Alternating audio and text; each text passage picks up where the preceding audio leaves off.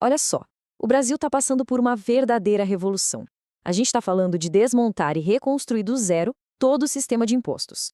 É, sem exagero, uma das maiores transformações da nossa história, tudo oficializado pela Emenda Constitucional 132.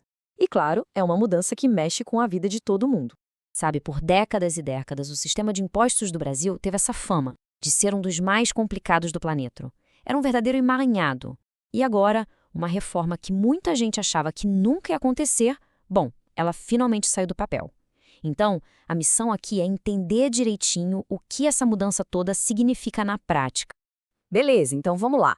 Para a gente se guiar, o nosso roteiro vai ser o seguinte. Primeiro a gente entra no labirinto tributário para sacar qual era o problema, depois a gente acha a saída com a grande simplificação, aí a gente vê quem vai mandar nisso tudo, como vai ser a transição até 2033 e, claro, o que mais interessa, o impacto no nosso dia a dia.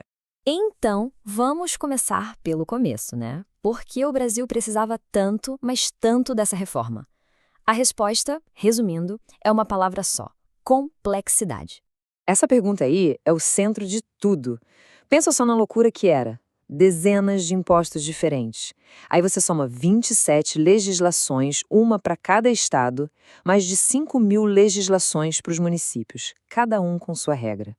O resultado disso era um custo absurdo para as empresas, uma burocracia que não acabava mais e uma insegurança jurídica que, olha, travava qualquer negócio. A reforma veio justamente para cortar esse mal pela raiz, para atacar o centro desse caos. E agora, a própria Constituição vem e diz quais são os novos pilares. Olha só: simplicidade, transparência, justiça tributária. O mais curioso é que cada um desses princípios é exatamente o contrário do que a gente tinha antes. A ideia é essa mesmo: criar um cenário completamente novo que seja, no fim das contas, mais simples e mais justo para todo mundo. Tá, mas como é que se alcança esses objetivos tão ambiciosos? A resposta está numa simplificação. E eu diria uma simplificação radical. Chegou a hora de conhecer os dois grandes protagonistas desse novo sistema. O coração da mudança é esse aqui. Pega 5 impostos que todo mundo que tem empresa conhece bem: PIS, COFINS, IPI, ICMS e ISS, e transforma tudo isso em apenas 2. Sim, 5 viram 2. É, sem dúvida, a maior mexida na estrutura de imposto sobre consumo que o Brasil já teve. O primeiro deles é o IBS, Imposto sobre Bens e Serviços. Pensa nele como a fusão do ICMS, que era dos estados, com o ISS, que era dos municípios. E a grande sacada aqui é que a grana arrecadada com ele vai ser compartilhada. Isso é importantíssimo porque acaba com a famosa guerra fiscal. Sabe, aquela briga maluca de um estado dando mais desconto de imposto que o outro para roubar a empresa, o que gerava uma bagunça danada. O segundo personagem dessa história é a CBS, a Contribuição Social sobre Bens e Serviços. Essa aqui vem para substituir os impostos federais, o PIS e a COFINS. Então a CBS é tipo o palco federal do IBS. E a mágica, o pulo do gato do sistema novo, acontece quando esses dois trabalham em conjunto. E é aqui que está o grande segredo da simplificação. Presta atenção. Apesar de serem dois tributos, o IBS e a CBS, eles funcionam com um único manual de regras. É como se fossem dois jogadores num mesmo time, seguindo as ordens do mesmo técnico. Pense o que isso significa. Uma empresa não vai mais precisar de um batalhão de especialistas para decifrar a regra de cada estado, de cada cidade. Agora, a regra é uma só, para o Brasil inteiro. Certo, a gente tem um imposto só que vai ser dividido entre 27 estados e mais de 5.000 municípios. A pergunta que não quer calar é: quem vai organizar essa festa toda? Quem vai administrar isso? A solução foi criar uma coisa nova, o Comitê Gestor. Então, criaram uma entidade do zero, o Comitê Gestor do IBS. A função dele é ser tipo um juiz de futebol, um administrador neutro. É ele que vai garantir que as regras do jogo, as regras do IBS, sejam as mesmas em todo o Brasil e que o dinheiro arrecadado chegue certinho para quem é de direito. E para ninguém sair reclamando, a estrutura de poder desse comitê foi pensada para ser totalmente equilibrada. O poder de decisão é dividido no meio, certinho.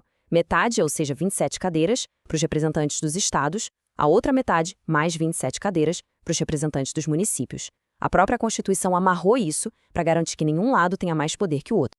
Bom, mas uma mudança desse tamanho, né? Não dá para virar uma chave e pronto, tudo mudou. Seria um caos. Por isso, a reforma planejou um período bem longo de transição para dar tempo de todo mundo se adaptar. Essa transição foi pensada para ser bem devagar, bem gradual, justamente para não dar nenhum tranco na economia. Tudo começa em 2026 com uma fase de testes. O primeiro passo para valer mesmo vem em 2027, quando a CBS Federal entra em campo. Aí, a partir de 2029, os impostos antigos, o ICMS e o ISS, começam a ser desligados aos pouquinhos. Esse processo vai até 2033, que é quando finalmente o sistema novo vai estar rodando 100%. Vamos olhar mais de perto como vai ser esse fade-out dos impostos antigos. A partir de 2029, é como se tivessem dois botões de volume. O volume do IBS novo vai aumentando e o do ICMS e ISS antigos vai diminuindo. Então, em 2029, por exemplo, 90% do imposto que uma empresa paga ainda vai ser do jeito antigo. Em 2030, cai para 80%. E assim vai, ano a ano, até que em 2033 o sistema velho é desligado de vez. Ok, a gente já viu toda a parte técnica, a parte mais, digamos, árida. Mas e na vida real? No fim do dia, como é que essa reforma toda mexe com a vida das pessoas? É agora que a gente vai ver a teoria virando prática. Pois é, a reforma promete trazer mudanças que dá para sentir no bolso. A principal delas é o tal do cashback, que é um jeito de devolver uma parte do imposto pago para as famílias de baixa renda. Outra coisa, vai ter uma cesta básica nacional com imposto zero. A ideia é que isso barateie os alimentos mais básicos. E não para por aí. Serviços essenciais, tipo saúde, educação e também medicamentos, vão ter um corte de 60% nos impostos. E para fechar, tem também um empurrãozinho para o meio ambiente com vantagens fiscais para os biocombustíveis. Olha, a ambição aqui é gigantesca. É pegar um dos sistemas de impostos mais confusos do mundo e transformar num modelo de simplicidade e de justiça. As regras do jogo, a base legal, tá toda aí, escrita na Constituição. A grande pergunta que fica no ar é: será que na prática, no dia a dia, essa engrenagem tão complexa vai realmente entregar tudo o que promete? Bom, isso só o tempo vai dizer.